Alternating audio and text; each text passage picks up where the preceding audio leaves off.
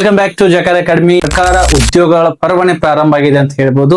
ಕ್ರೈಸ್ ಅಲ್ಲಿ ಕಾಲ್ಫಾರ್ಮ್ ಆಗಿದ್ದಾವೆ, ತದನಂತರ VA ಪೋಸ್ಟ್ ಕಾಲ್ಫಾರ್ಮ್ ಆಗಿದ್ದಾವೆ, ಹಾಗೂ ಪೊಲೀಸ್ ಇಲಾಖೆಯಲ್ಲೂ ಕೂಡ ನೇಮಕಾತಿಗಳು ಪ್ರಾರಂಭ ಆಗಿದ್ದಾವೆ. ಹಲವಾರು ನೇಮಕಾತಿಗಳು ಬರ್ತಾ ಇದೆ, ಮುಂದಿನ ಕೂಡ ಬರ್ತಾ ಇದಾವೆ. ಸದ್ಯದ ಮಟ್ಟಿಗೆ ನಾವು VA ಏನ್ ಕಾಲ್ಫಾರ್ಮ್ ಅನ್ನು ಮಾಡಿದ್ದಾರೆ ಅಂದ್ರೆ ಗ್ರಾಮ ಆಡಳಿತ ಅಧಿಕಾರಿ ಅಂತ ಏನ್ ಕರಿತೀವಿ, ಟೋಟಲ್ ಆಲ್ರೆಡಿ ಇವಾಗ ಅಪ್ಲಿಕೇಶನ್ಗಳು ಸ್ಟಾರ್ಟ್ ಆಗಿದ್ದಾವೆ. ಸೊ ಏನೆಲ್ಲ ಕ್ರೈಟೀರಿಯಾವನ್ನ ಕೇಳಿದ್ದಾರೆ, ಏನೆಲ್ಲ ಶೈಕ್ಷಣಿಕ ವಿದ್ಯಾರ್ಹತೆ ಇರಬೇಕು, ಸುವರ್ಣಾವಕಾಶ ಇದೆ PUC ಮುಗಿಸಿದವರಿಗೆ. PUC ಮುಗಿಸಿಲ್ಲ ಅಂದ್ರೆ ಈಕ್ವಲೆಂಟ್ ಕೋರ್ಸ್ಗಳು ಯಾವ ನಡೀತವೆ ಅನ್ನೋದ್ರ ಬಗ್ಗೆ ಸಂಪೂರ್ಣವಾಗಿರುವಂತಹ ಮಾಹಿತಿಯನ್ನ ಈ ಒಂದು ವಿಡಿಯೋದಲ್ಲಿ ಪಡೆದುಕೊಳ್ಳೋಣ. ಇನ್ನುವರೆಗೂ ಯಾರು ಜಕಾರ ಅಕಾಡೆಮಿನ ಸಬ್ಸ್ಕ್ರೈಬ್ ಮಾಡಿಲ್ಲ ಅವರು ದಯವಿಟ್ಟು ಜಕಾರ ಅಕಾಡೆಮಿನ ಸಬ್ಸ್ಕ್ರೈಬ್ ಮಾಡಿ ಹಾಗೂ ಇಂತಹ ವಿಡಿಯೋಗಳನ್ನ ಪಡಿತಾ ಇರಿ. ಸೊ ನಾವು ಇವಾಗ ನೋಡೋದಾದ್ರೆ ಕರ್ನಾಟಕ ಸರ್ಕಾರ ಏನ್ ಮಾಡಿದೆ, ಗ್ರಾಮ ಆಡಳಿತ ಅಧಿಕಾರಿಗಳ ನೇಮಕಾತಿ ಅಂದ್ರೆ ಏನ್ ಕರಿತೀವಿ, VAO ಪೋಸ್ಟ್ ಅಂತ ಕರಿತೀವಿ, ವಿಲೇಜ್ ಅಕೌಂಟೆಂಟ್ ಆಫೀಸರ್ 2026 ಎನ್ನುವಂಥದ್ದು. ಸೊ KE ಕಡೆಯಿಂದ ಈ ಒಂದು ಕಾಲ್ ಫಾರ್ಮ್ ನಡೀತಾ ಇದೆ. ಎಕ್ಸಾಮ್ ಅನ್ನ ಇವರೇ ಕಂಡಕ್ಟ್ ಮಾಡ್ತಾರೆ. ಒಟ್ಟು ಹುದ್ದೆಗಳನ್ನ ನೋಡೋದಾದ್ರೆ 505 ಇದು ನಾನ್ HK ಗಿದೆ ಪ್ಲಸ್ 67 ಕಲ್ಯಾಣ ಕರ್ನಾಟಕ ಭಾಗಕ್ಕೆ KK ಭಾಗಕ್ಕೆ ಕಾಲ್ ಫಾರ್ಮ್ ಅನ್ನ ಮಾಡಿದ್ದಾರೆ. ಸೊ ವೇತನ ಶ್ರೇಣಿ ಎಷ್ಟಿರಲಿದೆ ಅನ್ನುವಂತಾದ್ರೆ 34,100 ಹಿಡ್ಕೊಂಡು 67,600 ವರೆಗೆನೂ ಕೂಡ ಪೇ ಸ್ಕೇಲ್ ಇರ್ತದೆ. ಏನಿರ್ತದೆ, ಪೇ ಸ್ಕೇಲ್ ಇರ್ತದೆ. ಸ್ಟಾರ್ಟಿಂಗ್ ಅಲ್ಲಿ ಬಂದ್ರೆ 34,100 ಪ್ಲಸ್ DH ಎಲ್ಲವನ್ನ ಸೇರಿಸಿ ಇನ್ನಷ್ಟು ಹೆಚ್ಚಿಗೆ ಬರುತ್ತೆ. ಇನ್ನು ಪ್ರೊಬೇಷನರಿ ಪೀರಿಯಡ್ ಎಷ್ಟು ವರ್ಷ, 2 ವರ್ಷದವರೆಗೆ ಪ್ರೊಬೇಷನರಿ ಪೀರಿಯಡ್ ಎಲ್ಲ ಸರ್ಕಾರಿ ನೌಕರರಿಗೆ ಇರ್ತದೆ. ಇದೇ ತರ ಇರ್ತದೆ. 505 ಪ್ಲಸ್ 67 ಇದಾವೆ. ಕಲ್ಯಾಣ ಕರ್ನಾಟಕ ಭಾಗಕ್ಕೆ ಸಂಬಂಧಿಸಿದಂತೆ ಒಟ್ಟು 572 ಪೋಸ್ಟ್ ಗಳನ್ನ ಕರೆದಿದ್ದಾರೆ. ಬೆಂಗಳೂರು ನಗರಕ್ಕೆ 20, ಚಿಕ್ಕಬಳ್ಳಾಪುರ 21, ಕೋಲಾರ 22, ಮಂಡ್ಯ 50, ದಕ್ಷಿಣ ಕನ್ನಡ 20, ಬೆಳಗಾವಿ 48, ಹಾವೇರಿ 15, ಬೆಂಗಳೂರು ಗ್ರಾಮಾಂತರ 29, ತುಮಕೂರು 50, ಬೆಂಗಳೂರು ದಕ್ಷಿಣ 30, ಹಾಸನ 35, ಚಾಮರಾಜನಗರ 31, ಬಾಗಲಕೋಟೆ 16, ಬೀದರ್ 4, ಚಿತ್ರದುರ್ಗ 15, ಶಿವಮೊಗ್ಗ 18, ಮೈಸೂರು 45, ಉಡುಪಿ 10, ಚಿಕ್ಕಮಗಳೂರು 10, ಗದಗ 14 ಹಾಗೂ ರಾಯಚೂರು 2. ರಾಯಚೂರನ್ನ ಇಲ್ಲೇನು ಕನ್ಸಿಡರ್ ಮಾಡಿದ್ದಾರೆ, ಬೀದರ್ ಹಾಗೂ ರಾಯಚೂರನ್ನ KK ಕೂಡ ಕನ್ಸಿಡರ್ ಮಾಡಿದ್ದಾರೆ. ಇನ್ನೊಂದು ವಿಶೇಷವಾಗಿ ಒಂದು ಜಿಲ್ಲೆಯಲ್ಲಿ ಮಾತ್ರ ಅರ್ಜಿಯನ್ನ ಸಲ್ಲಿಸುವುದಕ್ಕೆ ಅವಕಾಶ ಇರ್ತದೆ. ಫಾರ್ ಎಕ್ಸಾಂಪಲ್ ನಾನು ಬೆಂಗಳೂರು ನಗರಕ್ಕೂ ಕೂಡ ಸಲ್ಲಿಸ್ತೀನಿ, ತದನಂತರ ಬೆಂಗಳೂರು ಗ್ರಾಮಾಂತರಕ್ಕೆ ಕೂಡ ಅರ್ಜಿಯನ್ನ ಸಲ್ಲಿಸ್ತೀನಿ ಅನ್ನೋದ್ರಿಲ್ಲ. ಕೇವಲ ಒಂದೇ ಒಂದು ಯಾವ್ದಾದ್ರು ಜಿಲ್ಲೆಗೆ ಅರ್ಜಿಯನ್ನ ಸೀಮಿತಗೊಳಿಸಿದ್ದಾರೆ. ಅದೇ ತರ ನಾವು ನೋಡಿದ್ರೆ ಕಲ್ಯಾಣ ಕರ್ನಾಟಕ ಭಾಗಕ್ಕೆ ಸಂಬಂಧಿಸಿದ ಕಲ್ಯಾಣ ಕರ್ನಾಟಕ ಭಾಗದಲ್ಲಿ ಸಹಿತ 67 ಪೋಸ್ಟ್ ಗಳನ್ನು ಸೆಪರೇಟ್ ಆಗಿ ಕರೆದಿದ್ದಾರೆ. ಕಲಬುರಗಿಗೆ 40 ಇದೆ, ಬೀದರ್ ಹಾಗೂ ರಾಯಚೂರು 10 ಪೋಸ್ಟ್, ಒಟ್ಟಿಗಾಗಿ 67 ಪೋಸ್ಟ್ ಗಳನ್ನ ಇಲ್ಲಿನೂ ಕೂಡ ಕಾಲ್ ಫಾರ್ಮ್ ಅನ್ನ ಮಾಡಿದ್ದಾರೆ. HK ಆಗಿರ್ಬೋದು ಅವ್ರ ನಾನ್ HK ಆಗಿರ್ಬೋದು, ಮೀನ್ಸ್ KK ಆಗಿರ್ಬೋದು ಅಥವಾ ಅದರ್ ದೆನ್ KK ಆಗಿರ್ಬೋದು, ಎಲ್ಲರೂ ಕೂಡ ಸಿಲೆಬಸ್ ಸೇಮ್ ಇರ್ತದೆ, ಕ್ರೈಟೀರಿಯಾ ಎಲ್ಲರೂ ಕೂಡ ಸೇಮ್ ಇರ್ತದೆ. ಸೊ ವಿದ್ಯಾರ್ಹತೆಯನ್ನ ನೋಡೋದಾದ್ರೆ ಶೈಕ್ಷಣಿಕ ಎಜುಕೇಶನ್ ಕ್ವಾಲಿಫಿಕೇಶನ್ ಏನ್ ಬೇಕು ಅಂದ್ರೆ ಇಲ್ಲಿ PUC ಮ್ಯಾಂಡೇಟರಿ ಆಗಿದೆ. ದ್ವಿತೀಯ PUC ಪಾಸ್ ಆಗಿರ್ಬೇಕು ಎನ್ನುವಂಥದ್ದಿದೆ. ಅಥವಾ ದ್ವಿತೀಯ PUC ಪಾಸ್ ಆಗಿಲ್ಲ ಅಂದ್ರೆ ಈಕ್ವಲೆಂಟ್ ಕೋರ್ಸ್ ಆಗಿರ್ಬೇಕು. ಇನ್ನು ಈಕ್ವಲೆಂಟ್ ಯಾವ್ದಂದ್ರೆ CBSE ಇಂದ ಆರ್ ICSE ಇಂದ 12th ಕ್ಲಾಸ್ ಪಾಸ್ ಆಗಿರ್ಬೇಕು. CBSE ಪಾಸ್ ಆಗಿರ್ಬೋದು ಆರ್ ICSE ಆಗಿರ್ಬೋದು. ಅದನ್ನು ಕೂಡ ಆಗಿಲ್ಲ ಅಂದ್ರೆ national institute of open university NIOS ನಿಂದನೂ ಸಹಿತ ಈಕ್ವಲೆಂಟ್ ಕೋರ್ಸ್ ಅನ್ನು ಪೂರ್ಣಗೊಳಿಸಬೇಕು. ಅದನ್ನು ಕೂಡ ಆಗಿಲ್ಲ ಅಂದ್ರೆ JOC ಅವರು ಕೂಡ 3 ವರ್ಷದ GOC ಕೂಡ ಮಾಡ್ತದೆ. ಆರ್ ITI ಪಾಸ್, ಕನ್ನಡ ಭಾಷೆಯೊಂದಿಗೆ ITI ಪಾಸ್ ಆಗಿರ್ಬೇಕು ಎನ್ನುವಂಥದ್ದು. ಇದೆಲ್ಲ ಕೂಡ ಕನ್ನಡ ಯಾವೆಲ್ಲ ಯಾರಿಗೆ ಕಡ್ಡಾಯ ಇದೆ ಅನ್ನೋದು ಮುಂದೆ ಚರ್ಚೆನ ಮಾಡೋಣ. So PUC or equivalent PUC education ಬೇಕಾಗಿರುವಂತದ್ದು ಎಲ್ಲರೂ ಕೂಡ ಇದಕ್ಕೆ ಅರ್ಜಿಯನ್ನ ಸಲ್ಲಿಸಬಹುದು. ಇನ್ನು ವಯೋಮಿತಿಯನ್ನ ನೋಡೋದಾದ್ರೆ ವಯೋಮಿತಿ ಎಷ್ಟು, ಏಜ್ ಲಿಮಿಟ್ ಏನು, ಏಜ್ ಲಿಮಿಟ್ ಎಷ್ಟು ಕೊಟ್ಟಿದ್ದಾರೆ ಎನ್ನುವಂಥದ್ದು. ಏಜ್ ಲಿಮಿಟ್ ಮಿನಿಮಮ್ 18 ಇಯರ್ಸ್ ಅಂತೂ ಇರಲೇಬೇಕು, 18 ಇಯರ್ಸ್ ಅಂತೂ ಇರಲೇಬೇಕು. ಇನ್ನು GM ದವರಿಗೆ, ಸಾಮಾನ್ಯ ವರ್ಗದವರಿಗೆ 40 ವರ್ಷಗಳವರೆಗೆ ಏನ್ ಮಾಡಿದ್ದಾರೆ, ಏಜ್ ಲಿಮಿಟ್ ಅನ್ನು ಕೊಟ್ಟಿದ್ದಾರೆ. Category 2A 2B 3A 3B ದವರಿಗೆ ಅಂದ್ರೆ OBC ಅವರಿಗೆ 43 ವರ್ಷಗಳನ್ನು ಕೊಟ್ಟಿದ್ದಾರೆ. ಅದೇ ತರ ಪರಿಶಿಷ್ಟ ಜಾತಿ, ಪರಿಶಿಷ್ಟ ಪಂಗಡ ಹಾಗೂ ಕ್ಯಾಟಗರಿ 1 ದವರಿಗೆ 45 ವರ್ಷಗಳನ್ನ ನೀಡಿದ್ದಾರೆ. ಕ್ರೈಸ್ ಅಲ್ಲಿ ಇದಕ್ಕಿಂತ ಹೆಚ್ಚಿಗೆ ನೋಡಿದ್ದಾರೆ. ಆದ್ರೆ ಆಲ್ಮೋಸ್ಟ್ ಇದೇ ಫಾರ್ಮೆಟ್ ಪ್ಯೂರ್ ಗೌರ್ಮೆಂಟ್ ಏನಿದಾವೆ ಇದೇ ಫಾರ್ಮೆಟ್ ಅನ್ನ ಈ ವರ್ಷ ಫಾಲೋ ಅಪ್ ಅನ್ನು ಮಾಡ್ತಾರೆ. ಇನ್ನು ಪ್ಲಸ್ 10 ವರ್ಷಗಳನ್ನು ಕೂಡ ಇನ್ನು ಹೆಚ್ಚಿಗೆ ಸಡಲಿಕೆ ಅಂದ್ರೆ 40+ ಇವ್ರು ಯಾರಾದ್ರೂ ಇದ್ರಂದ್ರೆ ವಿಶೇಷ ಚೇತನ ಅಭ್ಯರ್ಥಿಗಳು, ಇವ್ರು ಯಾರಾದ್ರೂ ಇದ್ರಂದ್ರೆ 40+ 10 ಇಯರ್ಸ್ GM ದವ್ರು ಇದ್ರಂದ್ರೆ ವಿಧಿವೆಯರಿಗೂ ಕೂಡ +10 ಇಯರ್ಸ್ ಇನ್ಕ್ಲೂಡ್ ಆಗುತ್ತೆ. ಜೀತ ಕಾರ್ಮಿಕರು ಇದ್ರಂದ್ರೆ ಅವ್ರಿಗೂ ಕೂಡ ಮಾಜಿ ಸೈನಿಕರು, NCC ಕ್ಯಾಂಡಿಡೇಟ್ ಹಾಗೂ ರಾಜ್ಯ ಸರ್ಕಾರ ಇತರ ಬೇರೆ ಬೇರೆ ಅದಕ್ಕೆ ಕ್ಯಾಟಗರಿ ಇದಾವೆ. ನೋಟಿಫಿಕೇಶನ್ ಅಲ್ಲಿ ತಗೊಳ್ಳೋದನ್ನ ತಿಳ್ಕೊಳ್ಬಹುದು. ಪ್ರಶ್ನೆ ಪತ್ರಿಕೆ ಯಾವ ತರ ಇರ್ತದೆ? ಫಸ್ಟ್ ಆಫ್ ಆಲ್ ನೋಡಿದ್ರೆ ಆಫ್ಲೈನ್ OMR ಮಾದರಿ ಪ್ರಶ್ನೆ ಪತ್ರಿಕೆ ಇರ್ತದೆ. ಅಂದ್ರೆ ಒಂದು OMR ಶೀಟ್ ಅನ್ನು ಕೊಟ್ಟಿರ್ತಾರೆ, ಕ್ವಶನ್ ಪೇಪರ್ ಕೊಟ್ಟಿರ್ತಾರೆ. CET ಮುಖಾಂತರ ತಮಗೆ ಏನ್ ಮಾಡ್ತಾರೆ, ಕಾಮನ್ ಎಂಟ್ರೆನ್ಸ್ ಟೆಸ್ಟ್ ಅನ್ನು ತೆಗೆದುಕೊಳ್ತಾರೆ. ಆ ಡೇಟ್ ನು ಕೂಡ ಅನೌನ್ಸ್ಮೆಂಟ್ ಅನ್ನು ಮಾಡಿದ್ದಾರೆ. ಪ್ರಶ್ನೆ ಪತ್ರಿಕೆ 1 ಎದರ ಬಗ್ಗೆ ಇರ್ತದೆ? ಸಾಮಾನ್ಯ ಜ್ಞಾನದ ಬಗ್ಗೆ ಇರ್ತದೆ. ಏನೆಲ್ಲ ಸಿಲೆಬಸ್ ಇದೆ ಅನ್ನೋದನ್ನು ಕೂಡ ನಾವು ಮುಂದೆ ನೋಡ್ತಾ ಸಾಗೋಣ. ಸೊ 100 ಪ್ರಶ್ನೆಗಳು ಇರ್ತವೆ, 100 ಅಂಕಕ್ಕೆ ಇರ್ತವೆ, ಒಟ್ಟು ಸಮಯ 2 ಗಂಟೆ ಇರ್ತದೆ. ಪ್ರಶ್ನೆ ಪತ್ರಿಕೆ 2 ಏನಿರ್ತದೆ, ಇದು ಕೂಡ ಬಹಳಷ್ಟು ಈಸಿ ಆಗಿರುವಂತದ್ದು. ಸಾಮಾನ್ಯ ಕನ್ನಡ ಇದೆ, ಸಾಮಾನ್ಯ ಇಂಗ್ಲಿಷ್ ಹಾಗೂ ಕಂಪ್ಯೂಟರ್ ಜ್ಞಾನದ ಬಗ್ಗೆ ಇರ್ತದೆ. ಇದು ಪೇಪರ್ 2. ಇಲ್ಲಿನೂ ಕೂಡ 100 ಪ್ರಶ್ನೆಗಳು, 100 ಅಂಕ ಹಾಗೂ ಸಮಯ 2 ಗಂಟೆ. ಏನಂದ್ರೆ ಇಲ್ಲಿ ಕೊಟ್ಟಿದ್ದಾರೆ ನೋಡಿ, ನೆಗೆಟಿವ್ ಮಾರ್ಕ್ಸ್ ಇರ್ತವೆ. ಇದು ಈ ಸಲ ಆಲ್ಮೋಸ್ಟ್ ಎಲ್ಲ ಸರ್ಕಾರಿ ನೌಕರರಿಗೆ ಅಪ್ಲೈ ಅನ್ನ ಮಾಡ್ತಾ ಇದ್ದಾರೆ. ತಾವು ಯಾವ್ದು ಬೇಕಾದ್ರೂ ಸರ್ಕಾರಿ ನೌಕರಿ ಸಲ್ಲಿಸಿದ್ರು ಸಹಿತ ಆಲ್ಮೋಸ್ಟ್ ನೆಗೆಟಿವ್ ಮಾರ್ಕ್ಸ್ ಗಳನ್ನ ಇಡ್ತಾ ಇದ್ದಾರೆ. ಸೊ 0.25 ಏನಿದೆ ನೆಗೆಟಿವ್ ಮಾರ್ಕ್ಸ್ ಇರ್ತವೆ. ಅಂದ್ರೆ ಫಾರ್ ಎಕ್ಸಾಂಪಲ್ ಒಂದು ತಪ್ಪು ಉತ್ತರವನ್ನ ಬರೆದ್ರಿ ಅಂದ್ರೆ ಸರಿಯಾಗಿರುವಂತಹ ಅಂಕಗಳಲ್ಲಿ 0.25 ನ ಕಳೀತಾರೆ. 4 ತಪ್ಪು ಉತ್ತರಗಳನ್ನ ಬರೆದಿದ್ದಾರೆ ಅಂದ್ರೆ ಸರಿಯಾಗಿರುವಂತ 1 ಮಾರ್ಕ್ಸ್ ಏನಾಗತ್ತೆ, ನಿಮ್ದು ಲೆಸ್ ಆಗತ್ತೆ. ಸೊ ಕಡ್ಡಾಯವಾಗಿ ತಾವುಗಳು ಸರಿಯಾಗಿರುವಂತ ಉತ್ತರವನ್ನೇ ಮಾತ್ರ ಉತ್ತರಿಸಿ ಹಾಗೂ ಕನಿಷ್ಠ 35% ಅಂಕಗಳನ್ನ ಪೇಪರ್ 1 ಹಾಗೂ ಪೇಪರ್ 2 ದಲ್ಲಿ ತೆಗೆದುಕೊಳ್ಳಲೇಬೇಕು. Come to syllabus. ಸಿಲೆಬಸ್ ಏನ್ ಪಠ್ಯಕ್ರಮ ಏನೆಲ್ಲ ಇದೆ ಅನ್ನುವಂಥದ್ದು ಪೇಪರ್ 1 ಗೆ ನೋಡೋದಾದ್ರೆ ಸಾಮಾನ್ಯ ಜ್ಞಾನದ ಬಗ್ಗೆನೆ. ಎಸ್, ಇಷ್ಟೆಲ್ಲನೂ ಕೂಡ ಸಿಲೆಬಸ್ ಪೇಪರ್ 1 ಗೆ ಇದೆ. ಪ್ರಚಲಿತ ಘಟನೆಗಳು, ಕರೆಂಟ್ ಅಫೇರ್ಸ್ ಅಂತ ಕರಿತೀವಿ, ಕರೆಂಟ್ ಅಫೇರ್ಸ್. ದೈನಂದಿನ ಗ್ರಹಿಕೆ ಅಥವಾ ದೈನಂದಿನ ವಿಜ್ಞಾನ, ಭಾರತದ ಸಂವಿಧಾನ, ಇಂಡಿಯನ್ ಕಾನ್ಸ್ಟಿಟ್ಯೂಷನ್ ಬಗ್ಗೆನೂ ಕೂಡ ಪ್ರಶ್ನೆಯನ್ನ ಕೇಳ್ತಾರೆ.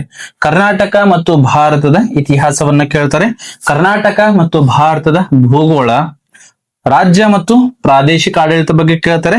ಗ್ರಾಮೀಣಾಭಿವೃದ್ಧಿ ಮತ್ತು ಪಂಚಾಯತ್ ರಾಜ್ ಅಂದ್ರೆ ಕಂದಾಯ ಇಲಾಖೆಗೆ ಸಂಬಂಧಿಸಿರುವಂತೆ ಇದೆಲ್ಲನೂ ಕೂಡ ಕೇಳ್ತಾರೆ.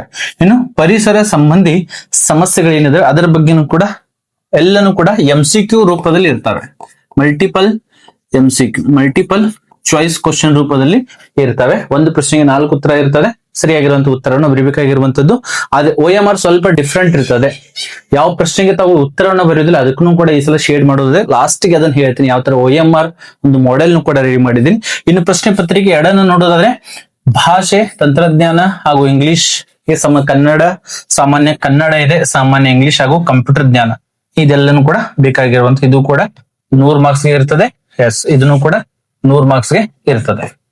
ಸರಿನಾ? ಇದು ಸಿಲೆಬಸ್ ಆಗಿದೆ. ಇಷ್ಟು ಓದ್ಕೊಂಡ್ರೆ ಈಸಿ ಆಗಿ ತಾವುಗಳು ಸೆಲೆಕ್ಷನ್ ಆಗಬಹುದು.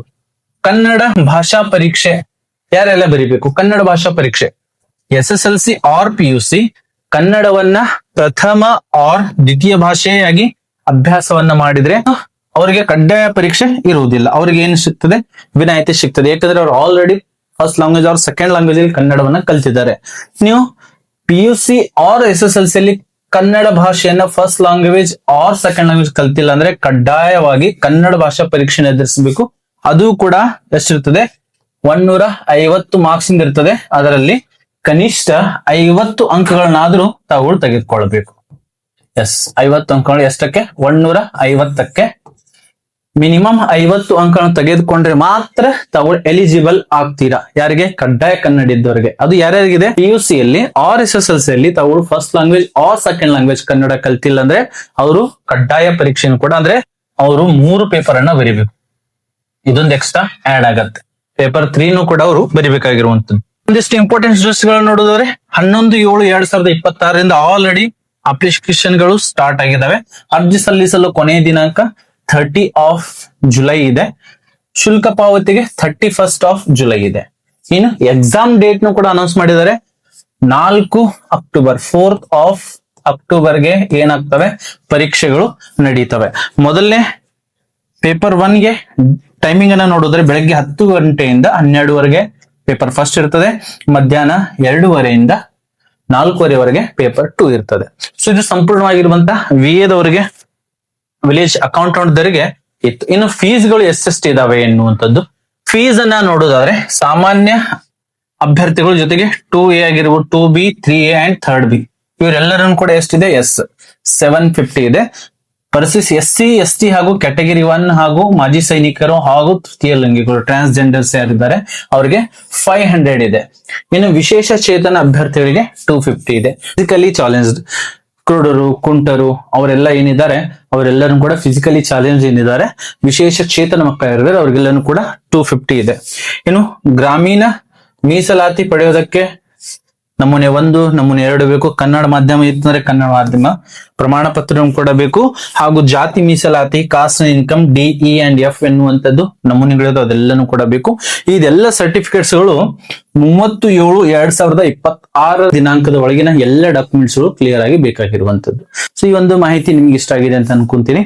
VA ಯಾರ್ಯಾರು ಎಕ್ಸಾಮ್ ಬರೋರಿದ್ದಾರೆ, PUC ಪಾಸ್ ಆದವ್ರಿಗೆ ಒಂದು ಸುವರ್ಣ ಅವಕಾಶ ಇದೆ. ಇನ್ನು ಅರ್ಜಿಯನ್ನು ಯಾವ ತರ ಸಲ್ಲಿಸಬೇಕು ಅಂದ್ರೆ KEA ಎನ್ನುವಂತ ವೆಬ್ಸೈಟ್ ಗೆ ಹೋದ್ರೆ ಅಲ್ಲಿ ನೇಮಕಾತಿಯಲ್ಲಿ ನಿಮಗೆ ಅಧಿಕೃತ ವೆಬ್ಸೈಟ್ ಅಲ್ಲಿ ಅದನ್ನ ಸಲ್ಲಿಸಬಹುದು. ಜಿಲ್ಲಾ ಆಯ್ಕೆ, ಒಂದೇ ಜಿಲ್ಲೆಗೆ ನಾವು ಏನ್ ಮಾಡಬಹುದು, ಅರ್ಜಿಯನ್ನ ಸಲ್ಲಿಸಬಹುದು. ಹಾಗೂ ಇತ್ತೀಚಿನ ಭಾವಚಿತ್ರ ಮತ್ತು ಸಹಿ ಇದೆಲ್ಲನೂ ಕೂಡ ಇರ್ತದೆ. ಅರ್ಜಿಯನ್ನ ಒಂದ್ಸಲ ಸಬ್ಮಿಟ್ ಅನ್ನ ಫೈನಲ್ ಸಬ್ಮಿಟ್ ಅನ್ನು ಕೊಟ್ಟರೆ ಅಂದ್ರೆ ಮತ್ತೆ ತಿದ್ದುಪಡಿಗೆ ಅವಕಾಶ ಇರುವುದಿಲ್ಲ. OMR ಈ ಸಲ ಯಾವೆಲ್ಲ ಸರ್ಕಾರಿ ನೌಕರಿಗಳು ಬರ್ತಿದಾವೆ ಅವ್ರಿಗೆ ಸ್ವಲ್ಪ ಡಿಫ್ರೆಂಟ್ OMR ಗಳನ್ನ ಕೊಡ್ತಾ ಇದ್ದಾರೆ. ಯಾಕಂದ್ರೆ ಪ್ರತಿ ಸಲ ಒಂದು ಪ್ರಶ್ನೆಗೆ 4 ಶೇಡ್ಗಳನ್ನ ಮಾಡಬೇಕಾಗಿರುವಂತದ್ದು. ಸೊ ಇವಾಗ ನೆಗೆಟಿವ್ ಮಾರ್ಕ್ಸ್ ಅನ್ನ ಕೊಟ್ಟಿದ್ದಾರೆ. ಆಲ್ಮೋಸ್ಟ್ ಏನ್ ಮಾಡಿದ್ದಾರೆ, ನೆಗೆಟಿವ್ ಮಾರ್ಕ್ಸ್ ಗಳನ್ನ ಕೊಡ್ತಾ ಇದ್ದಾರೆ. ಹಾಗಾಗಿ 5 ಆಪ್ಷನ್ಸ್ ಗಳನ್ನ ಕೊಡ್ತಾರೆ. ಆ 5ನೇ ಆಪ್ಷನ್ ಏಕೆ ಎನ್ನುವಂಥದ್ದು ಕೂಡ ನಾವು ಈ ಒಂದು ವಿಡಿಯೋದಲ್ಲಿ ಚರ್ಚೆ ಮಾಡ್ತಾ ಸಾಗೋಣ. ಕ್ರೈಸ್ ಆಗಿರ್ಬೋದು, VA ಆಗಿರ್ಬೋದು, ಇನ್ನು HSTR ಆರ್ GPTR PST ಎಲ್ಲ ಪುಸ್ತಕಗಳು ನೆಗೆಟಿವ್ ಎಲ್ಲಿ ಇಟ್ಟಿದ್ದಾರೆ ಅಲ್ಲೆಲ್ಲನೂ ಕೂಡ 5 ಆಪ್ಷನ್ ಕೊಡ್ತಾರೆ. 5 ಆಪ್ಷನ್ ಏಕೆ, ಇದೆಲ್ಲ ಒಂದು ಡೆಮೋ ಇದೆ ಸರಿನಾ, ಇದು ಒರಿಜಿನಲ್ ಅಲ್ಲ, ಇದು ಜಸ್ಟ್ ಒಂದು ಮಾಡೆಲ್ ಪರ್ಪಸ್ ಯೂಸ್ ಮಾಡ್ತಾ ಇದ್ದೀನಿ. ಯಾಕಂದ್ರೆ ನಿಮಗೆ ಇಲ್ಲಿ ತೋರಿಸಬೇಕಾಗಿರುವಂತದ್ದು. ಫಾರ್ ಎಕ್ಸಾಂಪಲ್ ಇವಾಗ ನೋಡಿ, ಕ್ವಶನ್ ನಂಬರ್ 26 ಇದೆ. ABCD ಹಾಗೂ E ಅಂತ ಮೇ ಬಿ ಅಲ್ಲಿ ಬೇರೆ ಆಪ್ಷನ್ ಕೊಡಬಹುದು ಅಥವಾ E ಅಂತ ಕೊಡಬಹುದು. ಇಲ್ಲಿವರೆಗೂ ಮಾತ್ರ ABCD ಏನಿದಾವೆ ನಿಮಗೆ 4 ಉತ್ತರಗಳಲ್ಲಿ ಯಾವ್ದಾದ್ರು ಸರಿಯಾಗಿ ಇರುವಂತಹ ಉತ್ತರ ಇದೆ ಅಂದ್ರೆ, ಫಾರ್ ಎಕ್ಸಾಂಪಲ್ ನಾನು B ಅನ್ನು ಶೇಡ್ ಮಾಡ್ತಾ ಇದ್ದೇನೆ, B ನ ಶೇಡ್ ಮಾಡಿದೀರಾ ಅಲ್ಲಿ ನಿಮಗೆ ಅಂಕ ಬರುತ್ತೆ. ಫಾರ್ ಎಕ್ಸಾಂಪಲ್ ಪ್ರಶ್ನೆ ಸಂಖ್ಯೆ 30ಕ್ಕೆ ನಿಮಗೆ ಉತ್ತರ ಗೊತ್ತಿಲ್ಲ, ಏನಿಲ್ಲ ಉತ್ತರ ಗೊತ್ತಿಲ್ಲ, ಅದಕ್ಕೆ ತಾವುಗಳು ಆನ್ಸರ್ ಮಾಡೋದಕ್ಕೆ ಇಚ್ಛೆ ಇಲ್ಲ ಎನ್ನುವಂಥದ್ದಾದ್ರೆ ಅವಾಗ ಕೊನೆ 5 ನಿಮಿಷ ಏನ್ ಮಾಡ್ತಾ ಇದಾರೆ, ಬಿಟ್ ಹೋಗಿರುವಂತಹ ಪ್ರಶ್ನೆಗಳಿಗೆ ಉತ್ತರ ಬರೆಯೋದಕ್ಕೆ 5 ನಿಮಿಷ ಎಕ್ಸ್ಟ್ರಾ ಟೈಮ್ ಅನ್ನ ಕೊಡ್ತಾ ಇದಾರೆ.